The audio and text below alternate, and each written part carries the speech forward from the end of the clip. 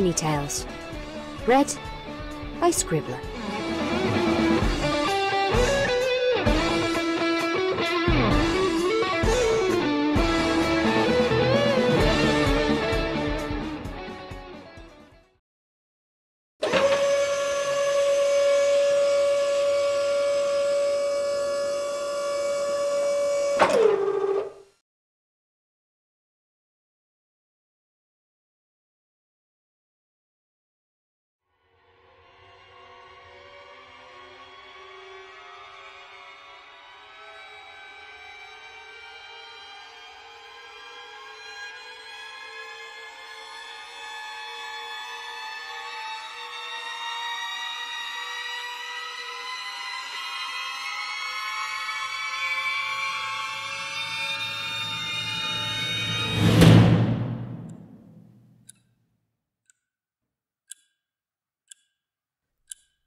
When I awoke, I was sprawled out on the bathroom floor.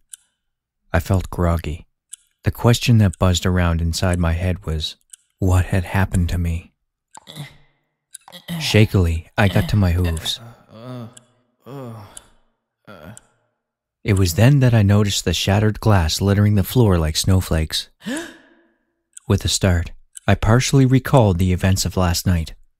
I had shattered that mirror, and I don't remember why. But I'd been angry at something. Shaking once to clear my head, I went over to the sink and splashed my face.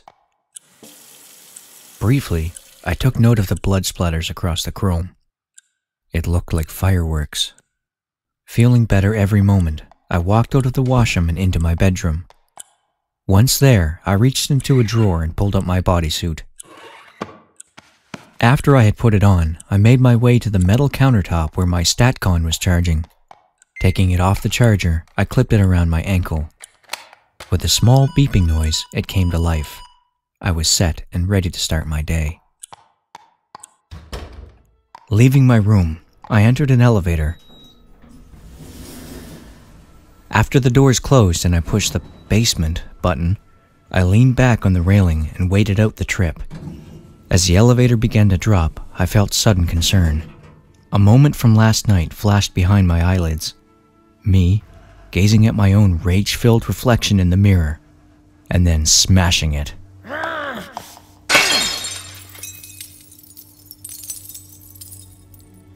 Concern turned to insecurity. Recently, I've been having a harder and harder time coping with, well, myself. My strange nightly activities had started quite suddenly 3 weeks prior, the night after I talked to the new flock of Spectra donors. Things had only gotten worse from then. Last night was the first time I had actually caused physical damage, though. What was happening to me? Huh? Oh, right. My frantic pondering was cut short as the elevator grinded to a stop and beeped. It was notifying me that I had reached rock bottom. Shaking my head, I cracked my back and puffed my chest out. The time to feel was over. I was the ominous orchestrator now. Straightening up, I marched out of the small space and into the long, narrow hall. To my left and right, hot pipes hissed and groaned, threatening to burn any pony idiotic enough to get close. In front of me, the domed roof of the Rainbow Factory vaulted against the sky, and there, planted smack dab in the middle, the Pegasus device greeted my eyes. It vibrated and whistled, pumping out a fresh load of spectra. As I entered the chamber, I got two predominant reactions from those whom I crossed paths: a salute from the factory workers, or a whimper from the factory captives. I flew to the upper gangplank, landing gracefully by the grinder at the top of the Goliath machine. The last remnants of its recent victim were still being churned up. Bright green. The shade was like seeing a tree from above. Don't think about being in the open air. Remember how lucky you are to even be alive right now. Without even batting an eyelid, I walked around the Pegasus device and out along a protruding spoke to a framed hole in the wall. Entering the gap, I continued onwards until I arrived at a metal door. The door slid open and I came out onto a long hallway. One way, the direction in which I should be heading, led to a small conference room where Dash and the rest of the orchestrators were beginning their meeting. The other led to the balcony. If paradise could be created, it would have formed that broad ledge, positioned strategically so that any pony who stood on it could always see the land and the sky at once. I adored that smooth piece of cloud. Seeing the natural light at the end of the hallway momentarily made me stop and stare. I decided conclusively that I would visit it after the meeting was over. I may not fly in the open skyways anymore, but I could still admire them. And imagine. And wish.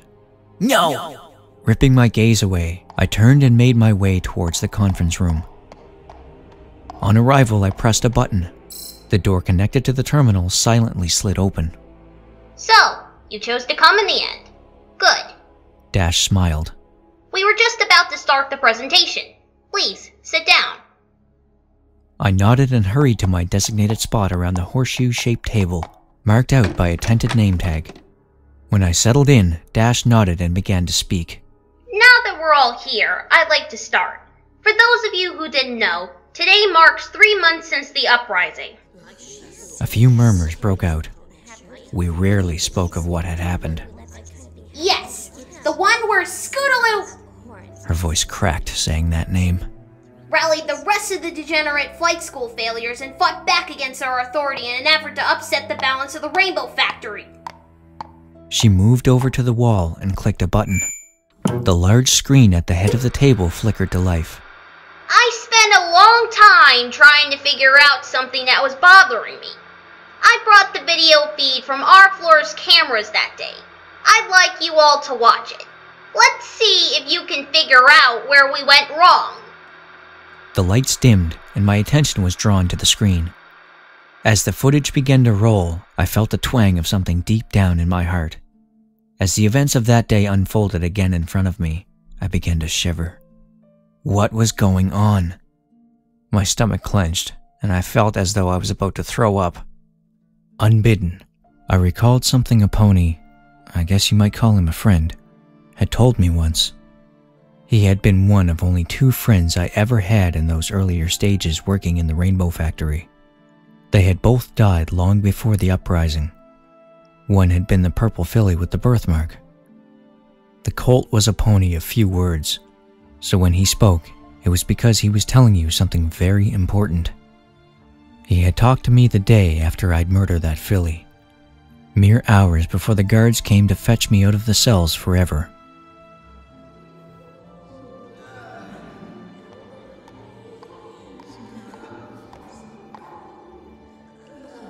What do you want, Glitz?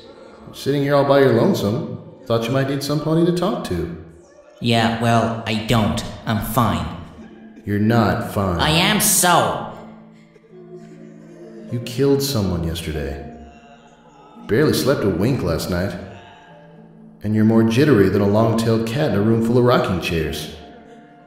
You're not fine. Get lost or I'll smash your face in. He had recoiled a little at that, unsure whether I meant it. You know, in the end, things catch up with you. With every pony. All the crimes any pony has ever committed over their lifetime eventually comes back to bite them in the tail. That is, unless they make amends. When I didn't uncoil from my rocking ball, he settled back down. Make amends? Are you kidding? No, but How in Tartarus' name am I supposed to make amends for what happened? It was her or me, Glitz. Or both of us. Would you prefer that I was dead now as well? No, but Then shut up because you don't know what you're talking about. You weren't there. You don't know what happened. I was there.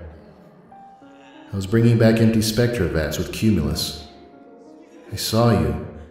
I heard the Overmare give you an order, and you followed it. You didn't stop pressing that taser button until Purplebit's brains were all over the floor.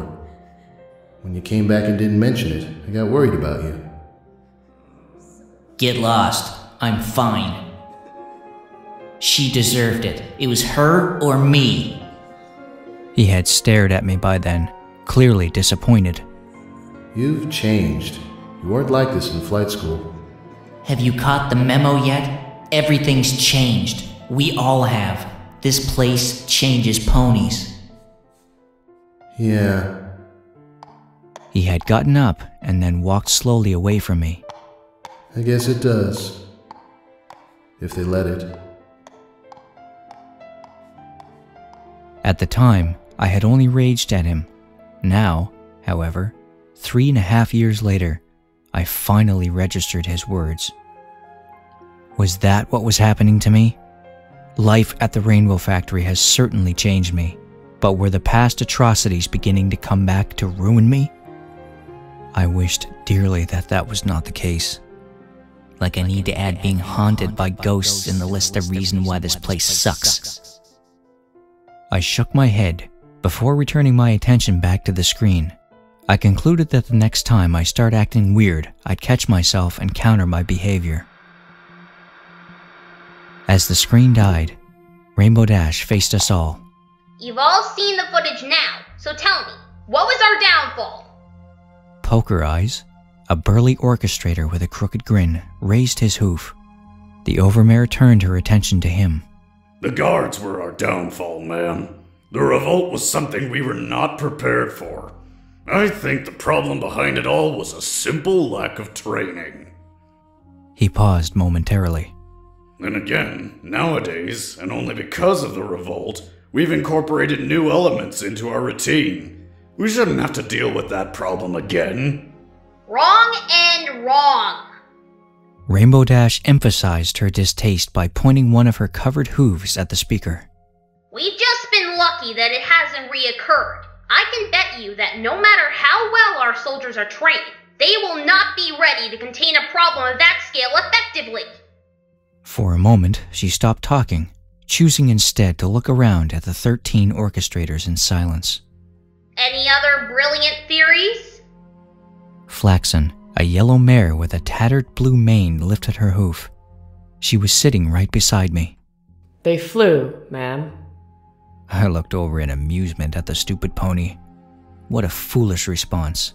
I waited for Dash to ridicule her. She didn't, and instead gave Flaxen the time she needed to explain. They flew above us. This gave them the opportunity to occupy the upper ground. We assumed they'd stay put on the floor, and missed the obvious, that they would fly. What's more, being smaller than the guards, they were faster, not to mention more desperate. We've had flunkouts try to fly before, and we've always stopped them successfully.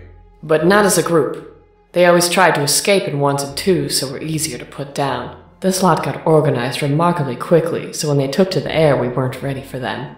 Exactly! Rainbow started smiling again, her eyes glittering in anticipation. And on that note, let me introduce you to my newest idea. A stifling pause. Fillies and gentle colts, we're going to de-wing them. In the wake of her proposal, a wave the size of the Pegasus device smashed into me. My world swam and I was swept under. Was Dash serious?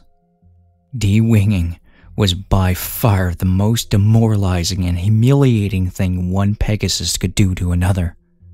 It was the one thing that always remained taboo. From the most sadistic killer the factory had to offer, to the most idiotic fool ever to push a broom, no pony took another's wings. We bound them, sure, and I'd seen my share of other cruelties, but this? De-winging went far beyond those things. Even I didn't think I could do something like that. It would be like turning someone into a mud pony or hornhead before they died.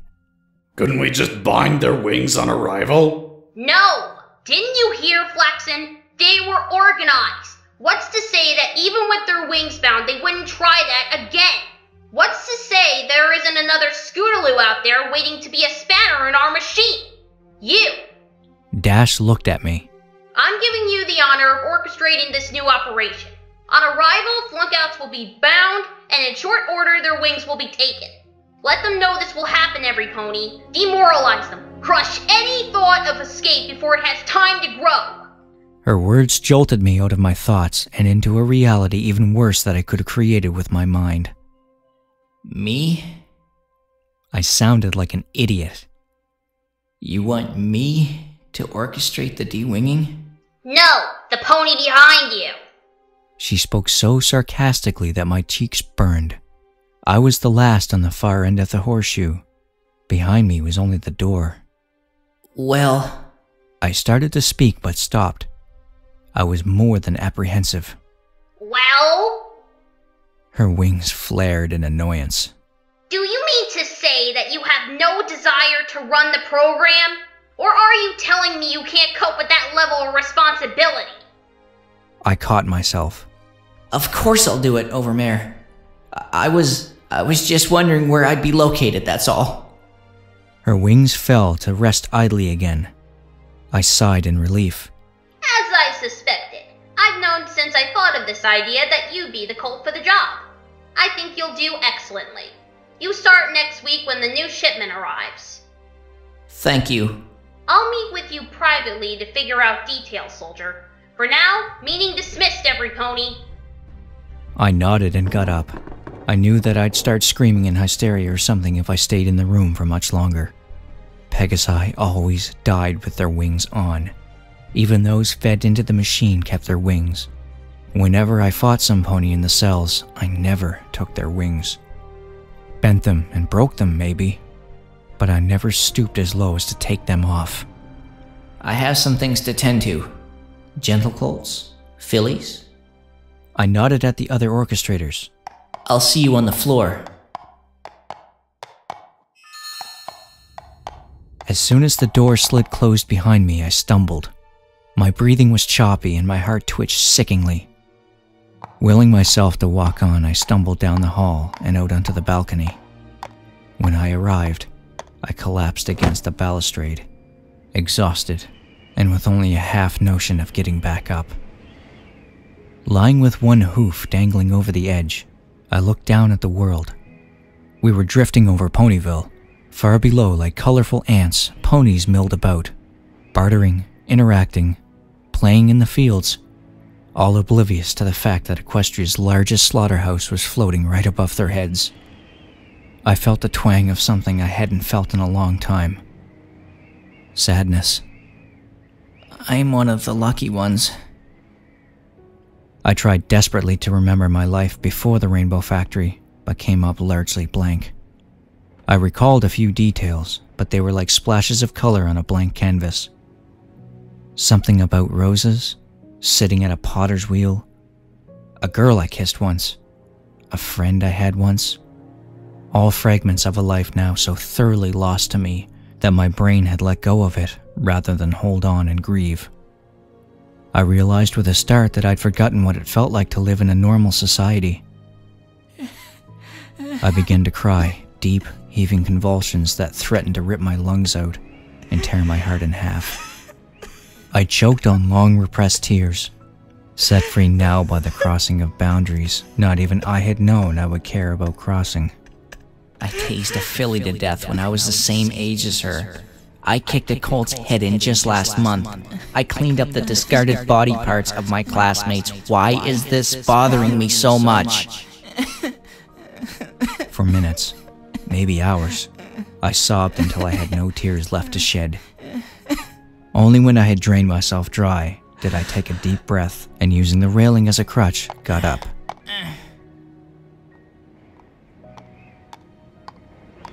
Hoof steps behind me signaled me to turn. Dash arrived out from the hall. Paying little heed to me, the mare walked right up to the railing and gazed at the horizon. A moment of unease went by. Had she heard me being so soft and weak? Life is a simple game. We become the game masters. We've set up a world inside of the bigger one and controlled every single thing that goes on. We became gods. She stopped and looked at me. Me. I'm a god. And those worthless souls down there and up here are pawns I can move around. She smiled and turned away from me again. My friend Twilight tried to teach me how to play chess once. I had to pretend I had no interest in such a complicated game. She has no idea how complicated the real game is. Or that I keep winning it again and again. I wasn't used to such a conversation with her. I just nodded, wondering whether I had fallen asleep after exhausting myself with crying. We played them well. They live their lives oblivious to what goes on up here. They think me a simpleton who only sleeps, eats, and cares about flying really fast. They don't have any idea about what I really do, what I'm really like beneath my mask. We've done well fooling them all. No pony down there knows the truth about the Rainbow Factory. I nodded in empty agreement. We've done a good job. It seemed like the right thing to say. You've done a good job, soldier. Look at how you are now and then compare yourself to how you used to be. A simple mortal, living life controlled by fear and instinct, living in the shadow of those that were above you. I've seen you rise up the ranks in the factory. I remember clearly the first day you arrived here. Do you? Yes. It was 3.5 years ago. Your memory's pretty good. Now, think of this. Dash turned to stare at me for a final time. Her eyes became cruel. It took you 3.5 years to make it here, but it will only take a second to knock you back down. I began to bite my tongue. I'm watching you, soldier. You performed the trials and earned your place here in the upper ring of power. However, that does not mean you slipped under the radar. My tooth punctured my tongue and I swallowed blood. Don't disappoint me.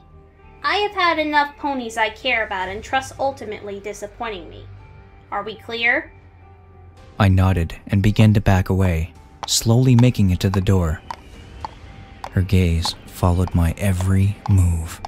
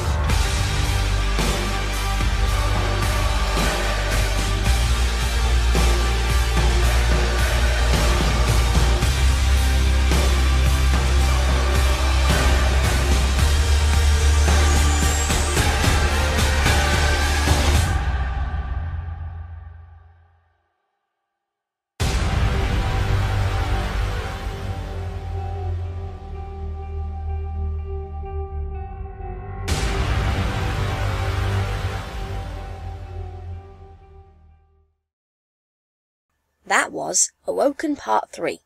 It was written by Synergy, with additional material written by Scribbler, and featured the voice acting talents of Finish Line, Reuben-chan, Crown Prince, Narrator Pony, LJ Shaw, Astro Brony, Black Iris Balloon, Thornquill, Len Ray, Solar Pony, Reva Brony, and Quill and Lead. Thank you very much for listening. I'm going to have to keep this quite short and sweet.